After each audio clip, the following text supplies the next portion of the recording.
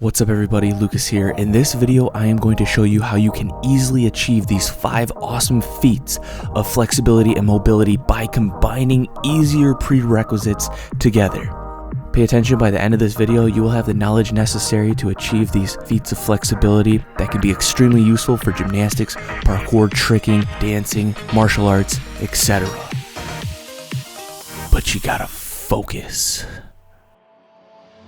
Alright, let's start with more foundational but super necessary stretching and mobility, and then get into more advanced skills. Number 1, good shoulder range of motion. Placing your back firmly against the wall, being able to bring your arms up over your head while your elbows are touching the wall.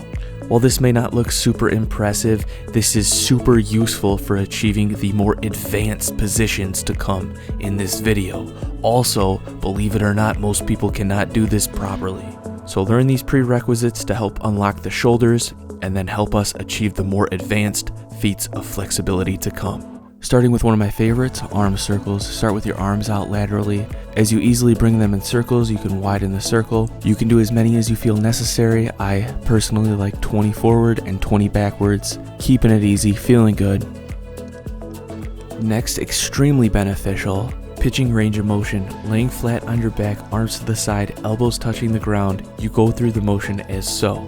Don't push to any pain, you just allow for your arms to go through their natural range of motion.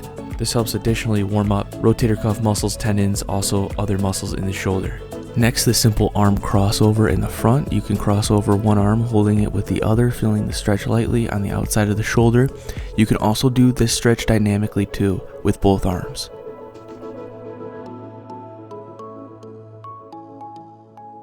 One of my favorites, the opposite way against the wall, placing your hand, fingers pointing backwards or downwards. You want to turn away from the wall, feeling the stretch in the front of the shoulder. In addition, you can do to this stretch is very lightly turn your head away or cock it to the side, which will stretch out additional tissue and also the median nerve as well. Remember, if it's your first time, go very slowly.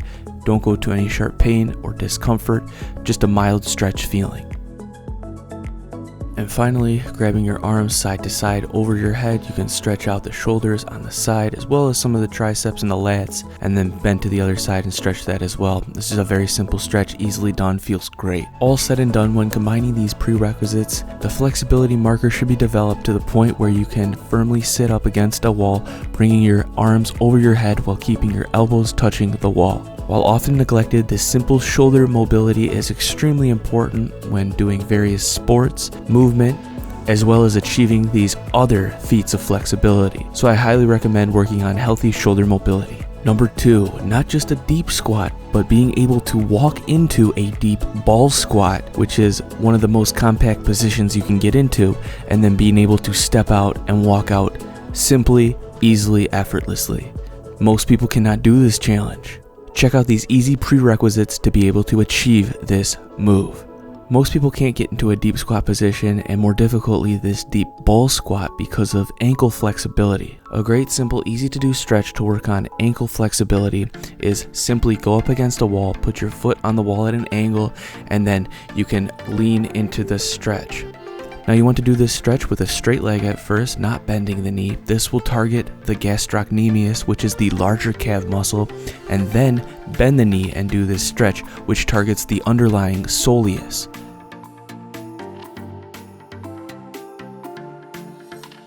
Next, the simple child's pose in a kneeling position with your feet out straight. You want to reach out forward, feel the stretch in your back, your hips, as well as your shoulders. It should feel good. Remember, no sharp pains. And then additionally, the plow pose. Lying on your back, you want to curl, bringing your feet over your head, trying to get your pelvis directly over your head.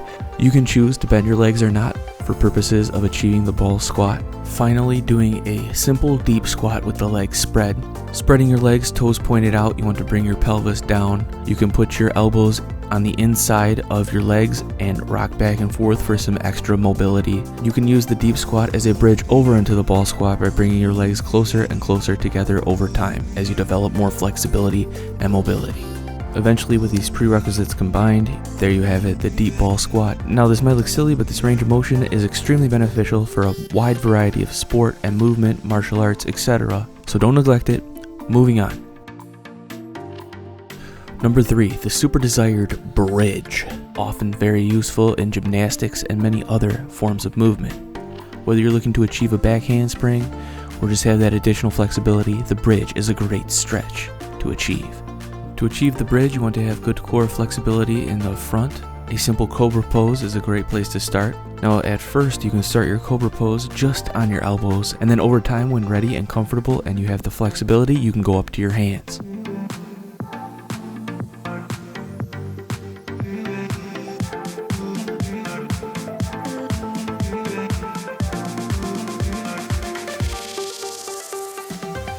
The next stretch that I really like is the quad and hip flexor stretch, which is very, very beneficial for achieving the bridge.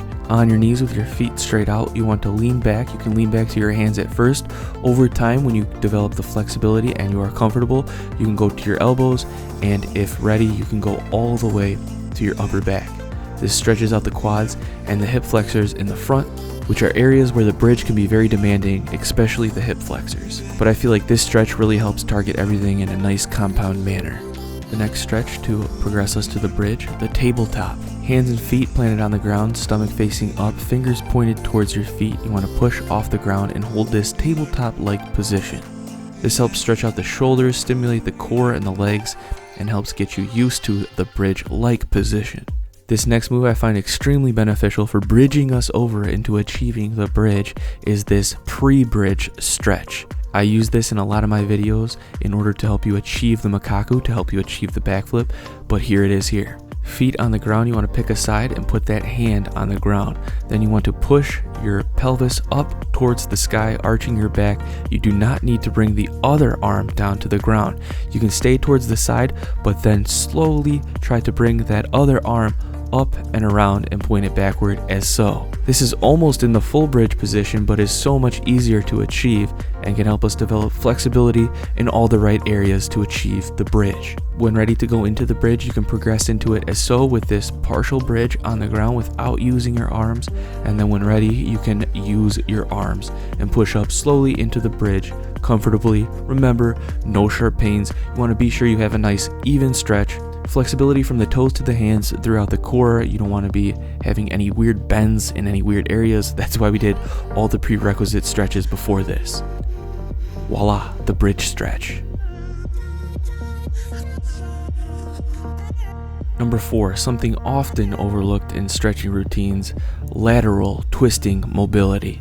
And the stretch position to achieve with these skills, the revolved side angle pose, combining lateral twisting flexibility with some challenging balance as well. We can start very simply with the lying spinal twist. You want to lie down and allow your knees to come to the side.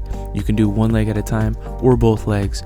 Remember, go slowly into this position. You don't want to feel any sharp pains, just a very comfortable stretch feeling. It should feel good. Next, we can do the classical runner's seated glute stretch, but we can add an additional twist. A lot of the times it is good to compound stretch things, meaning stretching multiple muscle groups at the same time, because that's usually how the body works in real life. Moving up to the top, basic neck mobility.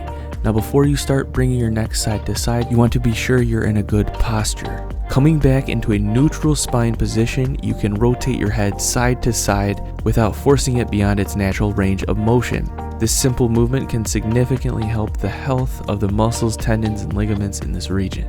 A simple pose to hold before trying to get into a revolved side angle is the warrior pose. Be sure to do each side. We can additionally work on our lateral twisting flexibility by getting into some side angle variations. You can place one hand on the outside and the other hand upwards.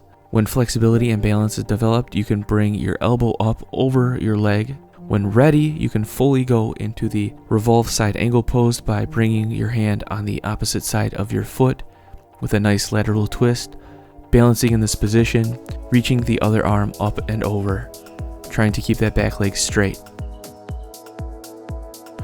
Additionally, if you want to work on just the core flexibility in this position without the balance, you can do so on your knees. This is a lot harder than it looks, but by practicing these prerequisites, you can achieve this position easily. Finally, one of the most desired stretches to achieve, the full splits, both down the middle and the side. Beneficial for gymnastics, martial arts, tricking, b-boying, dancing, etc. I have a full video on how I achieved the splits. If you want to check that out for all the stretches and the full routine, please do so. Otherwise, I'm going to go over some of my favorite easy to do prerequisite stretches for the splits. First and foremost, the straddle, sitting with your legs spread. You want to lean forward, stretching out your hamstrings and your groin.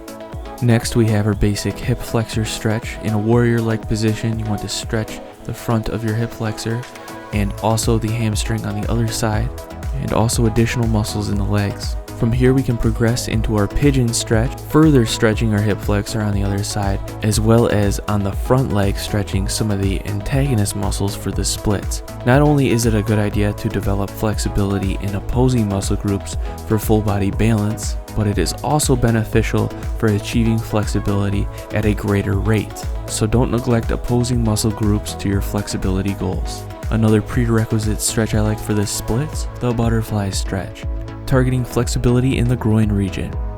Now we can up the ante a little and have gravity on our side by using a wall for the wall straddle and the wall butterfly stretch. Go into these slowly and do not force anything, just allow gravity to do its work.